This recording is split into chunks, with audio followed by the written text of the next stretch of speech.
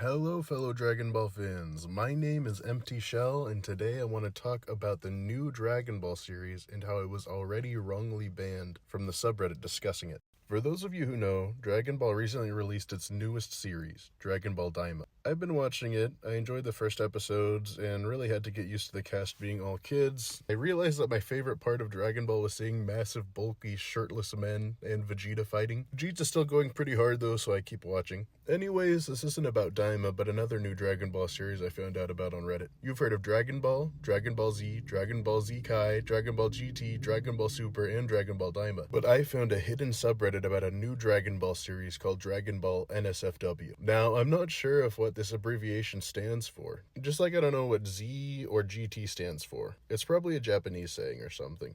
Anyways, I can't find the actual series on Crunchyroll, Netflix, or anywhere else that streams, and the subreddit shows a massive, gargantuan spoilers for the series. There's GIFs, screenshots, fan art, all sorts of content on there. The Reddit community is pretty large too. As of recording this, the main Dragon Ball subreddit is sitting at 2.2 million followers, but the NSFW series already has nearly 230,000 followers. Since this somehow isn't being covered everywhere by Dragon Ball fans, the story of Dragon Ball NSFW is pretty different from the other series. There's definitely that perverted element from OG Dragon Ball, but if those gags are like a 5 or 6 out of 10, this is definitely turned up to 11. Something I noticed off the bat is that this series focuses much more on the humans and androids. Our main universe Saiyans seem to be secondary characters, and Bulma, Android 18, and Chi-Chi really seem to get the majority of screen time and character development. And don't get me wrong, Goku, Vegeta, Adult Gohan, and Future Trunks are all still present. They just aren't really fighting. More staying in the background, and they're training by wrestling with their wives or each other's wives while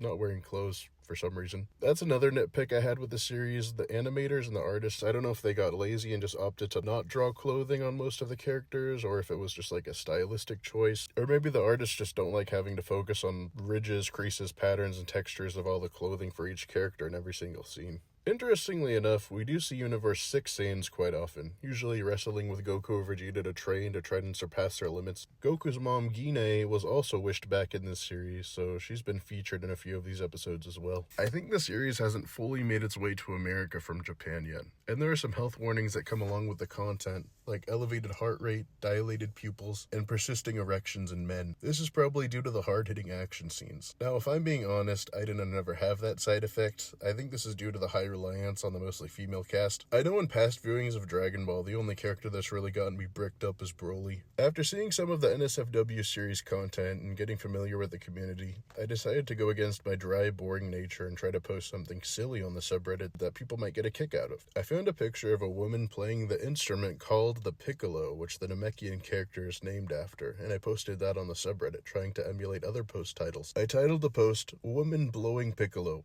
Perfect fingering," because her finger placement on the instrument was correct. This post got a decent amount of engagement by the community, and for that reason, I felt I had integrated well with the other fans. I closed my phone and went to sleep for the night. When I woke up, I did the same thing I do every morning. I readjusted my balls for maximum comfort, and then opened Reddit. I had a new message. I leapt out of bed and clicked on the notification with anticipation, wondering if I had been made a mod of my new community. To my horror, shock, and utter disbelief, I was met with a permanent ban notice. With this news, I fell to my knees, pulling at what little hair I had left on my scalp. Like the good Lord Jesus Christ before me, I wept. I love Dragon Ball, and I was finally beginning to accept the changes in art and quality that Dragon Ball NSFW had made to the overall series. But permabanning me was a great injustice. I now know what being discriminated against feels like, and I can't believe gamers have to go through that every single day. What happened to me isn't right. Silencing voices in the community, especially one as influential and important as mine, is troubling. Some might even say unconstitutional.